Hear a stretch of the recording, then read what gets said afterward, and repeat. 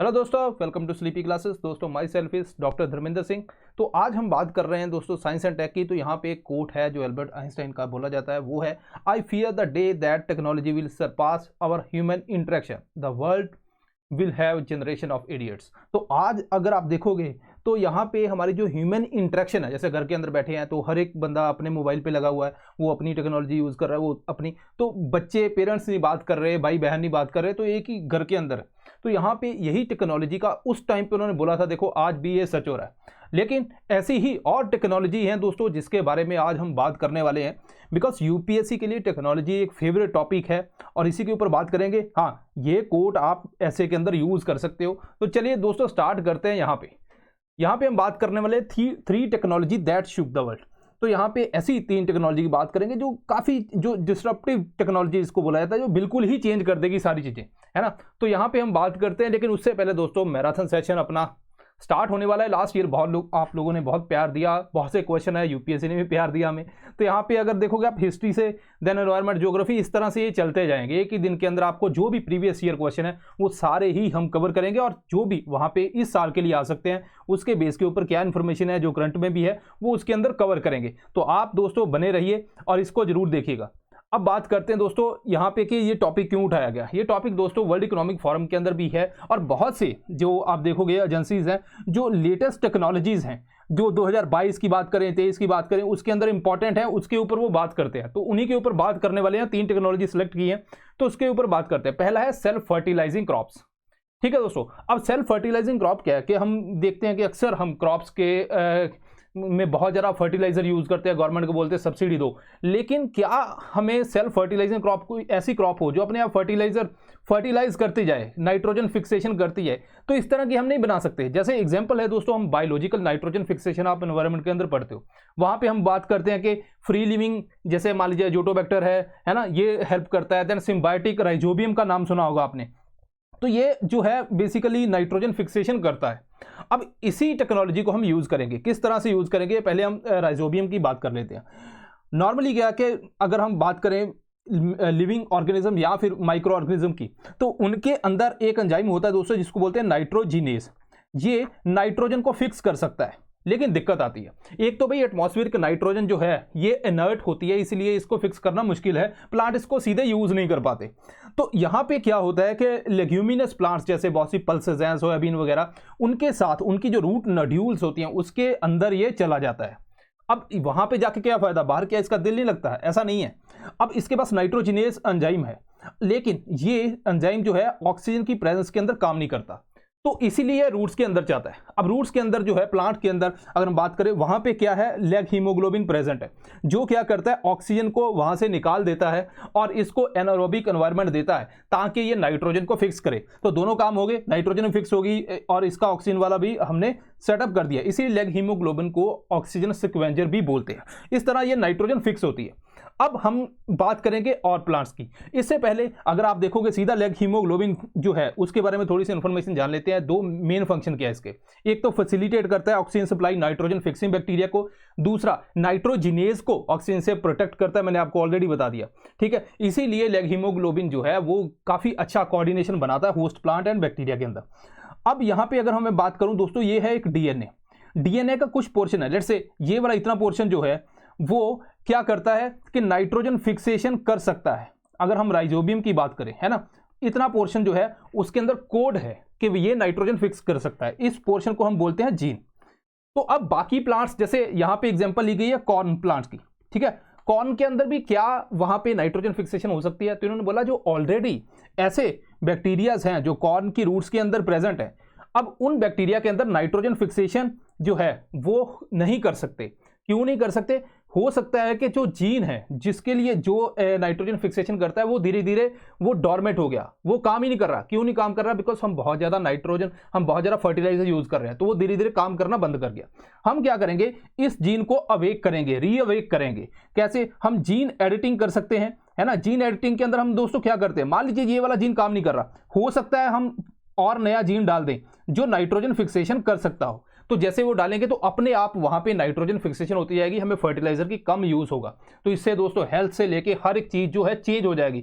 Fertiliser से दिक्कत क्या आती है दोस्तों, डेड जोन बन जाती है। डेड जोन की जब हम बात करते हैं कि मान लीजिए बहुत सारा फर्टिलाइजर आपने डाल दिया, उस फर्टिलाइजर से क्या होगा, अगर धीरे धीरे अगर आप देखोगे कोई वाटर बॉडी के अंदर गया, अब यहाँ पे कुछ प्लांट्स आ गए, सी ग्रास वगैरह आ गई, ठीक है, लेकिन अब जैसे जैसे घुलता जाएगा यहाँ पे आपको एल्गल ब्लूम दिखने लगेगा, एल्गल ब्लूम, है ना। तो इट मीन्स कि अब यहाँ पे ऊपर सन है, सनलाइट क्या नीचे पहुंच पाएगी, नहीं पहुंच पाएगी, है ना, ब्लॉक कर देगा वो। तो इट मीन्स कि जो नीचे प्लांट्स हैं अब उनको सनलाइट नहीं मिलेगी, तो क्या होगा, वो डेड हो जाएंगे। अब ये डेड हो जाएंगे तो फिर आता है माइक्रो ऑर्गेनिज्म का काम। जो ऑलरेडी इस वाटर बॉडी के अंदर ऑक्सीजन है दोस्तों डिसॉल्व्ड, उसको बोलते हैं हम डिसॉल्व्ड ऑक्सीजन। अब जो डेड प्लांट है इनके ऊपर माइक्रो ऑर्गेनिज्म एक्ट करेंगे। माइक्रो ऑर्गेनिज्म दो तरह से एक्ट करेंगे, एक तो होते हैं एरोबिक, ठीक है, दूसरे होते हैं दोस्तों एनएरोबिक, राइट। सो पहले एरोबिक काम करेंगे बिकॉज डिसॉल्व्ड ऑक्सीजन है, तो धीरे धीरे उसको डिग्रेड करते जाएंगे। अब डिसॉल्व्ड ऑक्सीजन कम हो रही है बिकॉज यूज हो रही है, इसके अलावा फिश स्पीसीज ये सारी यूज कर रहे हैं, लेकिन ऊपर से ब्लॉक है। ब्लॉक कैसे है, एक तो प्लांट ये है जो ऊपर से सनलाइट नहीं मिल रही तो ये नहीं प्रोड्यूस करेंगे, दूसरा जो एटमॉस्फेयर से इस वाटर बॉडी का कंटेक्ट होता है जिससे ऑक्सीजन सर्कुलेट होती है, इसके अंदर डिसॉल्व होती है, वो भी अब कम हो जाएगी बिकॉज ऊपर से ये कवर है, तो ये डेड हो जाते हैं। माइक्रो ऑर्गेनिज्म ब्रेक करते हैं और ज़्यादा डिसॉल्व्ड ऑक्सीजन को डिक्रीज करते हैं। देन जब ये बहुत ज़्यादा कम हो जाती है फिर एनएरोबिक आ जाते हैं जो मीथेन गैस यहाँ पे रिलीज करते हैं। तो अल्टीमेटली हम देखेंगे डिसॉल्व्ड ऑक्सीजन बहुत कम होगी, बहुत कम हो जाएगी, तो क्या होगा, फिश स्पीसीज ये सारी डेड होंगी, उनको again micro organism break down करेंगे, तो बहुत ही लो जो ऑक्सीजन वाला रीजन ये बन जाता है, तो इसको बोलते हैं दोस्तों डेड जोन। तो ये डेड जोन ये दोस्तों क्रिएट हो जाती है। इसके अलावा फर्टिलाइजर से दोस्तों एटमॉस्फेयर के ऊपर बहुत सी जो ग्रीन हाउस गैसेस भी रिलीज होती है, तो इसीलिए ये टेक्नोलॉजी जो है बहुत ज़्यादा इंपॉर्टेंट है, यूपीएससी यहाँ से क्वेश्चन पूछ सकता है। इसके अलावा दोस्तों दूसरी टेक्नोलॉजी है वो है 3D प्रिंटेड हाउसेस। तो हम अभी क्या करते हैं कि बहुत सी चीज़ें हम बनाते हैं, जैसे हम एक एग्जांपल लेते हैं ना, बहुत सिंपल रहेगा। मान लीजिए आपने एक चेयर बनानी है, तो चेयर के अंदर क्या है कि हम उसकी जो लेग्स हैं, आर्म्स हैं, ये सब कुछ बनाएंगे। अब मान लीजिए आपके पास एक पाइप है, लोहे की चेयर बना रहे हो, तो आपने क्या किया, इसको अलग अलग पार्ट्स के अंदर कट कर दिया, लेकिन कुछ पोर्शन बच गया जो वेस्ट में चला गया, ठीक है। अब मैंने आपको बोला कि 4 चेयर बनाओ, तो आप 4 चेयर बनाओगे तो ऐसा नहीं होगा वो सारी एक, जैसे आप शॉप के ऊपर जाते हो तो आपने 4 चेयर जो है डाइनिंग टेबल लेना है, तो 4 चेयर हैं आपने रखी वहाँ पे, तो वो कोई ऊपर नीचे हो रही है ना, इस तरह से थोड़ा बहुत वहाँ पे इतना ज़्यादा प्रिसीजन नहीं रहता, तो ऊपर नीचे हो रही है तो एक जैसी होती नहीं है, क्योंकि हमने खुद बनाई हुई है, हाथों से बनाई है, तो वहाँ पे एक दिक्कत है। दूसरी बात, वहाँ पे वेस्ट प्रोडक्ट बहुत ज़्यादा जनरेट हुआ होगा, तो हम क्या करें, जैसे हम प्रिंटर का यूज़ करते हैं, आप 2D प्रिंटर का यूज़ करते हो, आपने वो इन्फॉर्मेशन भरी, वो प्रिंट निकल जाता है, लेकिन हम यहाँ पे 3D प्रिंटर का यूज़ करेंगे, ये एग्जैक्ट सेम जैसी एक जैसे दिखने वाली जो है वो चेयर बनाएगा। अब ये होता कैसे, लेट्स से आपने एक हाउस बनाना है, तो बहुत सा कंक्रीट हम मिक्स करेंगे और वो मशीन के अंदर डालेंगे, तो अगर आप देखोगे इस तरह से ये लेयर एक लेयर के ऊपर दूसरी लेयर इस तरह से वो पूरी बिछाता जाता है, यहाँ पे कंक्रीट का वेस्ट भी नहीं होता और ये एक बहुत ही अच्छा घर बन जाता है। तो ये 3D प्रिंटर हाउस जो है ये बहुत ही ज़्यादा, आप देखो जैसे मान लीजिए आप कंस्ट्रक्शन के काम में हो, अगर मान लीजिए आपने कहीं देखा होगा बहुत सी डस्ट निकलती है, वहाँ से पोल्यूशन होता है, ये सारी चीज़ें हेल्थ को इफेक्ट करता है, वर्कर्स की को बहुत सी चीज़ें होती हैं, लेकिन इससे ये बहुत ही तेज़ी से बन जाएगा। लेकिन अगेन वही बात है कि जॉब्स वगैरह जो हैं उसके अंदर कमी आएगी, है ना, बिकॉज काफ़ी ज़्यादा लेबर अपने इंडिया के अंदर तो बहुत ज़्यादा इन्वॉल्व है। तो अब यहाँ पे 3D प्रिंटर की जब बात करते हैं दोस्तों, इंडिया का फर्स्ट 3D प्रिंटेड हाउस जो है ये वाला दिखने वाला, देखो कितना चमचमाता हाउस है ना, मज़ा आ जाता है। तो अवस्था मैन्युफैक्चरिंग सोल्यूशन जो एक दोस्तों स्टार्टअप है IIT मद्रास का, तो इसने 3D प्रिंटेड हाउस बनाया है। तो ये एक तो देखो यहाँ से ही क्वेश्चन बन गया, दूसरा 3D प्रिंटेड हाउस जो है वो आपको ध्यान रखना है। अब ऐसा नहीं है कि अकेले हाउस की बात कर रहा हूँ, यहाँ से भाई कुछ भी बना सकते हो आप। मैंने चेयर की एग्जांपल दी, अगर आपको कोई मान लीजिए गन बनानी है, वो बंदा गन भी बना सकता है, सेम आपने प्रिंट दिया और उसने निकाल दिया, लेकिन ये सारी चीज़ें इसलिए इसको थोड़ा सा रिस्ट्रिक्टेड तरीके से यूज़ करते हैं, ये आपको ध्यान रखना है। अब यहाँ पे बात करते हैं दोस्तों तीसरी टेक्नोलॉजी की, जिसका नाम है मेटावर्स। ये बड़ी आजकल टेक्नोलॉजी चल रही है यार। तो धीरे धीरे क्या हो रहा है कि देखो, अगर आप ह्यूमन बीइंग की बात करते हैं, हम मॉल गए, मॉल से कुछ सामान खरीदा, घर वापस आए खुशी खुशी, है ना, सभी खुश हैं कि आज शॉपिंग की, लेकिन यहाँ पे घर बैठे बैठे ही आप सब कुछ कर रहे हो। तो अगर आप देखोगे इंसान की बात करें तो आजकल क्या चल रहा है, हमारा दिमाग ही चल रहा है। हम सुबह से लेके एज ए टीचर हम लैपटॉप लेके बैठ जाते हैं कि क्या क्या इन्फॉर्मेशन है, कौन सा न्यूज़पेपर है, कहाँ से क्या इन्फॉर्मेशन है यूपीएससी के लिए इंपॉर्टेंट है। आप स्टूडेंट हो, आप सुबह से लैपटॉप लेके बैठे हो, क्या इन्फॉर्मेशन आई है, कौन सी वीडियो आई है, कहाँ पे लिंक है, मोबाइल लेके बैठ जाते हो। तो यही बस हमारा रह गया है ना, और तो कोई काम ही नहीं है बस, है ना। तो अब देखोगे बॉडी चल नहीं रही, लेकिन दिमाग घोड़े की तरह भाग रहा है। तो ये सारी चीजें हैं। अब मेटावर्स को समझने के लिए दोस्तों हम थोड़ी सी बात करते हैं यहाँ पे virtual reality and augmented reality की। वर्चुअल रियलिटी क्या होता है? आपने इस तरह के हेडसेट देखे होंगे, आपको 3D इमेज दिखाते हैं, आपको एक वर्चुअल वर्ल्ड का फील करवाते हैं, है ना। तो आपने ये बहुत से लोगों ने यूज भी किया होगा इसको। अब वर्चुअल वर्ल्ड के अंदर आपको सब कुछ एक वर्चुअल दिखाया जाता है, 3D, आपको ऐसा लगता है कि मेरी तरफ आ रहा है, लेकिन वहां पे आप घर में बैठे हो तो वहां पे आप सब सारी चीजें देख रहे हो, 3D एक्सपीरियंस होता है।